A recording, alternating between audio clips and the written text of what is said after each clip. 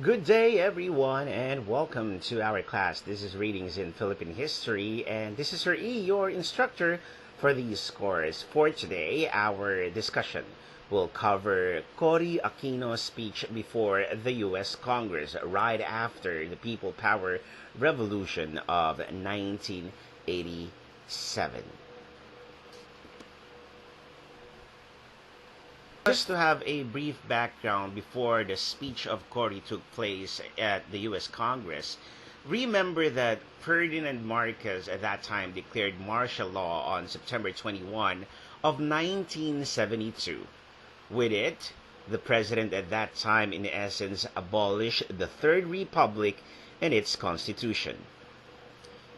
Marcos instituted a new government, the Fourth Republic, also called as the Bagong Lipunan.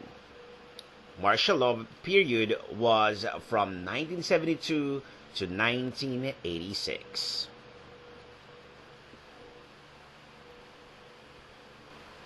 With it also, Marcos abolished the three branches of the government: the executive, the legislative, and the judiciary. There were no more independence of the judicial branch. In many instances, the judges were replaced by military men acting as judges. There were no more executive branch. Soldiers ran the barangays, towns, and provinces. There were no more legislative branches. Marcos was the sole lawmaker, the commander-in-chief of the AFP. That's why he abolished the entire Congress. That was the background before Cory Aquino's speech before the U.S. Congress. Marcos jailed all his critics, including the most vocal one, Senator Benigno Ninoy Aquino.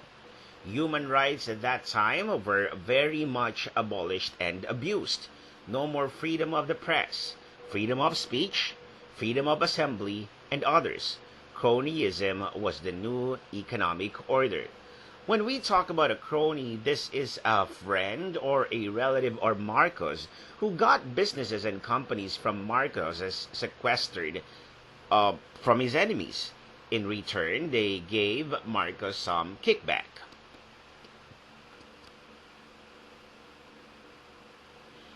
The armed forces of the Philippines got the largest chunk of the national budget. The United States did not stop Marcos because they would also benefit from the martial law.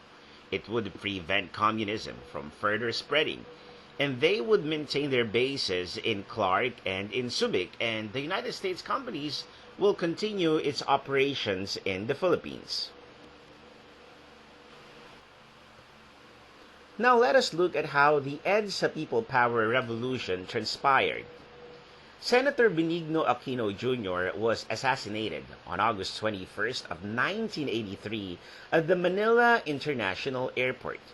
That's why today, August 21 became a national holiday, as we call it as the Ninoy Aquino Day.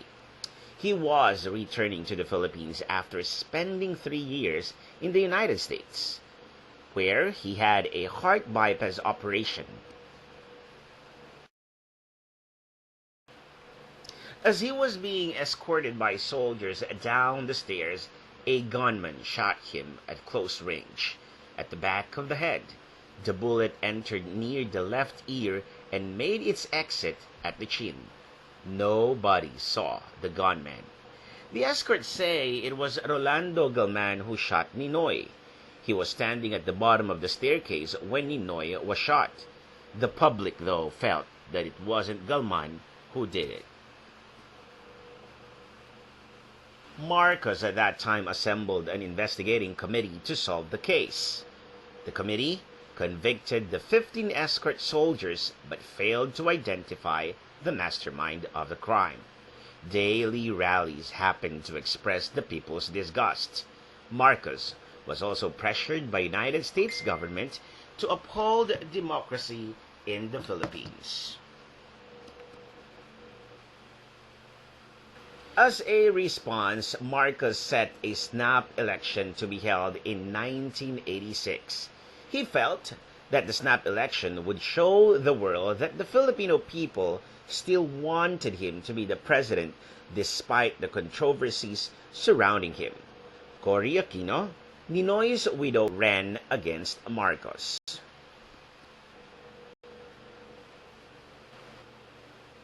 During the election, Marcos won by a landslide, but that was because he was accused of cheating. His defense minister Juan Ponce Enrile and former AFP Vice Chief of Staff General Fidel Ramos plotted a coup d'etat, but their plan was discovered by Marcos. They went to Camp Crame and Camp Aguinaldo and waited for the arresting teams to get them. Boots Aquino and Jaime Cardinalsin made a radio broadcast to the people to come out and surround Camps Crame and Aguinaldo. Human barricades also were assembled on EDSA to protect Enrile and Ramos. Tanks came to take Enrile and Ramos, but they joined the EDSA crowd to protest against Marcos.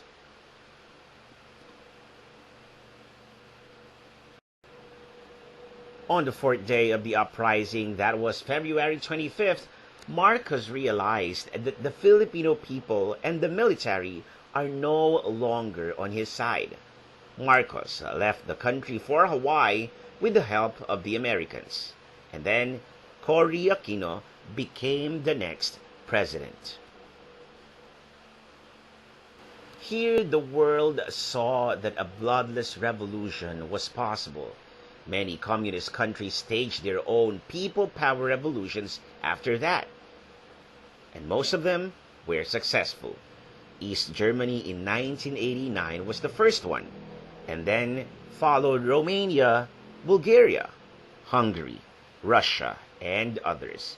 By then, a new constitution of the Philippines was drafted and ratified in 1987, which gave birth to what we are using now as the 1987 Philippine Constitution, also known as the Cory Constitution.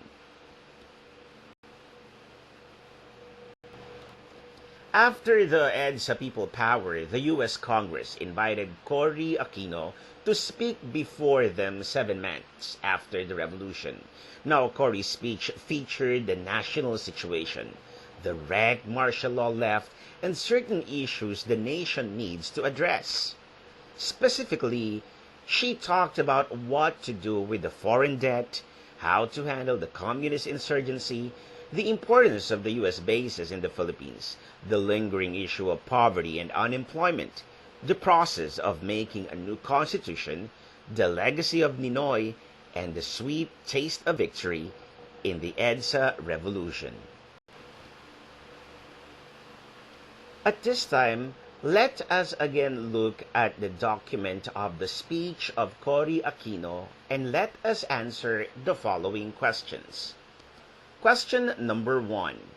In what year did Cory leave America to bury her husband Ninoy? Answer: 1983. Question number 2. Cory said she lost her husband 3 times. When was the first time? According to her speech, when Ninoy was arrested as Marcos declared martial law. Third question. When was the second time? The answer: when Ninoy almost died because of his hunger strike. Number 4 question.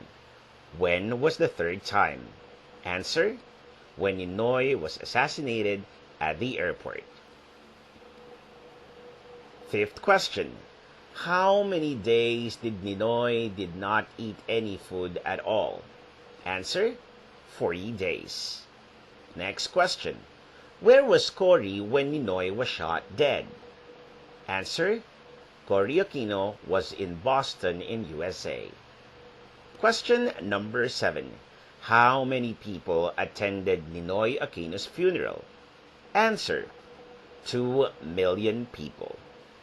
Next question. How many people convinced Cory to run for president? Answer: more than 1 billion people. Next question. Who was Cory's vice president at that time? The answer, Salvador Doy Laurel. 10th question. Who was officially proclaimed as the winner in the snap election? The answer, Marcos. 11th question. In paragraph 18, what role did the military play in the EDSA revolution? The answer, they stood up against Marcos, then the people came to the side of the military men. Question number 12. In paragraph 20, what was Cory's government busy with at that time? The answer, drafting a new constitution and restoring democracy. Question number 13.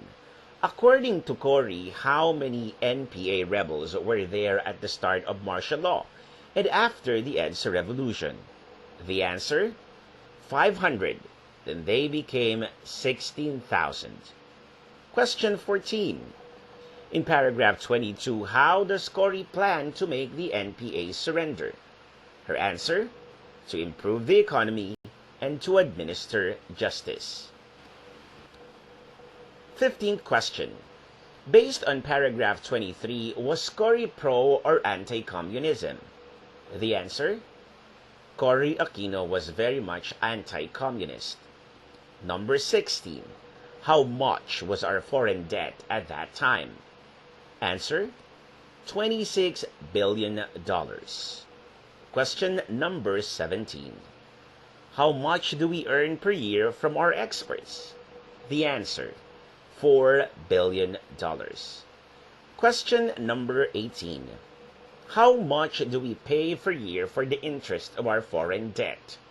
The answer, $2 billion. Question 19. Who was the U.S. president at the time of Cory's speech? The answer, Ronald Reagan. 20th question. How many years did martial law last? The answer, 14 long years. Question 21. According to Cory, what was the single most important need of the Filipino people? Food, work, money, democracy, or education? Her answer, democracy.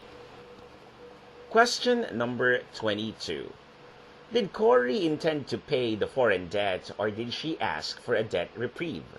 Her answer, she wanted to pay our foreign debt. Question 23. What help did Cory ask from the Americans? The answer from her speech, to preserve democracy. Question 24. What did Cory thank the Americans for, according to the last paragraph of her speech? The answer, for being a haven of democracy and home of Ninoy for 3 years.